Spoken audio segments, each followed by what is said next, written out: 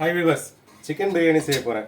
இது என்ன ஸ்பெஷல்னா, எங்கள் அம்மாச்சி, எங்கள் அம்மா, எங்கள் சித்தி அவங்களாம் செஞ்சு கொடுத்த அதே ஃப்ளேவரில் அவங்க சொல்லி கொடுத்த இன்க்ரீடியன்ட் அதை யூஸ் பண்ணி பண்ண போகிறோம்.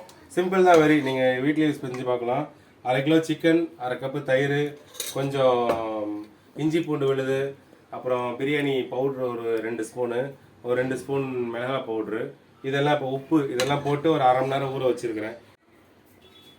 சிம்பிளாக ஒரு பெரிய வெங்காயம், ஒரு தக்காளி, 3 பச்சை மிளகாய், அதை அடுத்த ப்ராசஸில் பண்ண போகிறோம்.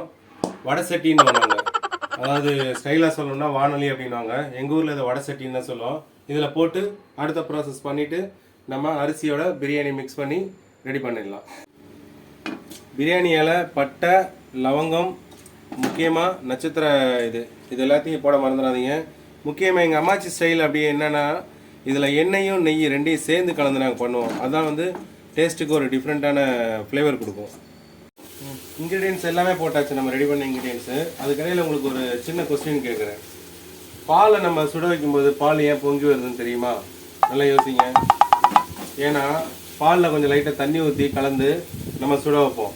அப்போ பால் பொங்கு காரணம் பாலை நம்ம சுட வைக்கும்போது பாலில் இருந்து தண்ணி மட்டும் ஆவியாக போகும்.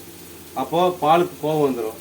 என்னோட நண்பன் தண்ணியை நீங்கள் பிரிச்சிட்டிங்களே அப்படிங்கிற வேகத்தில் கோவத்தில் பொங்கி எழுதுதான். அதுதான் பால் பொங்குறதுன்றது.